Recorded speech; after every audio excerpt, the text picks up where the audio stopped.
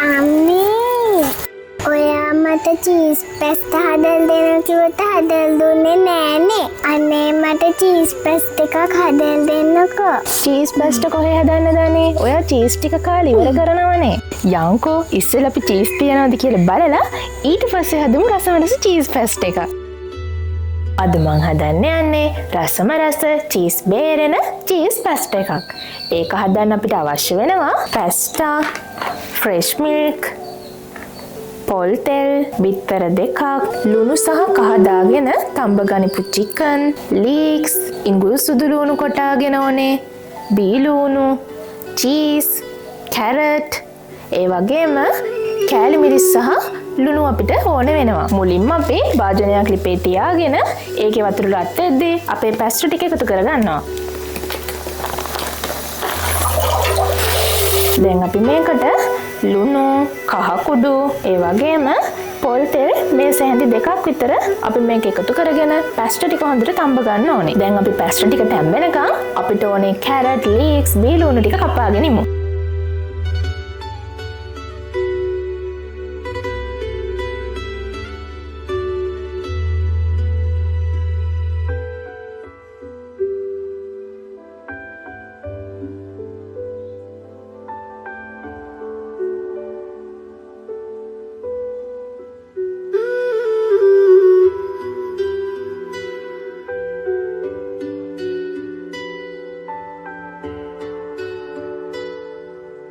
අපි පැස්ට් ටික දැන් ගාන්න තැම්බිලා තියෙන. අපි දැන් ඒ ටික ඉක්මනට වතුරෙන් අයින් කරගන්න ඕනේ.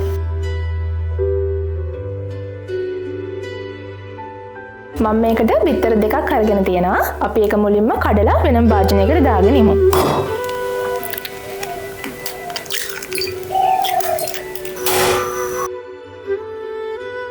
තෙල් ටික රත් වීගෙන එද්දී මුලින්ම අපි සොසේජස් ටික බැද ගන්න ඕනේ.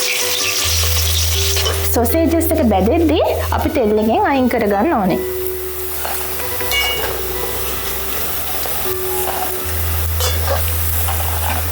අපි දැන් මේ තෙල් එකටම තලාගෙන ඉඟුරු සුදු ලුණු ටික එකතු කරගන්නවා.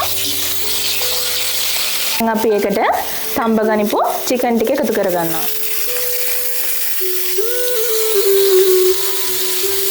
චිකන් ටික මේ විදිහට භාගයට තෙලෙන් තැම්බීගෙන එද්දී අපි මේකට එකතු කරගන්නවා අර කලින් කඩලා අයින් කරගනිපු බිත්තර 2. අපි දැන් මේකට එකතු කරගන්නවා කපා ගනිපු කැරට්, බීලුණු, ඒ වගේම ලීක්ස් කඳ කොටස.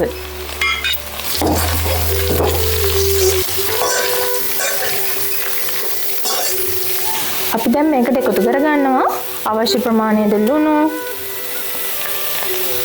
කෑලි මිරිස්, ගම්මිරිස් කුඩු, සෝයා සෝස්, තක්කාලි සෝස්, සීනි. අපි දැන් මේ ටික හොඳට මික්ස් කරගන්න ඕනේ.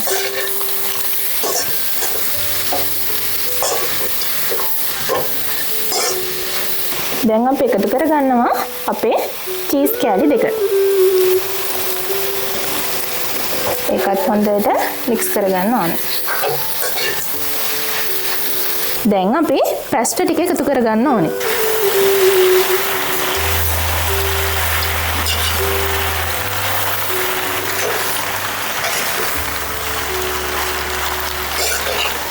දැන් අපි පැස්ට් එක හොඳට මික්ස් කරගත්තට පස්සේ එකතු කරගන්නවා ෆ්‍රෙෂ් මිල්ක්.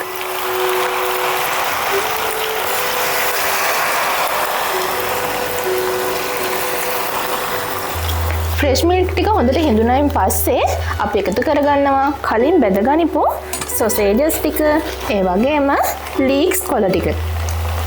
දැන් ඉතින් ආයෙත් හොඳට මික්ස් කරගන්න ඕනේ. ඊට කලින් ලිප ඔෆ් කරගෙන ඉන්න.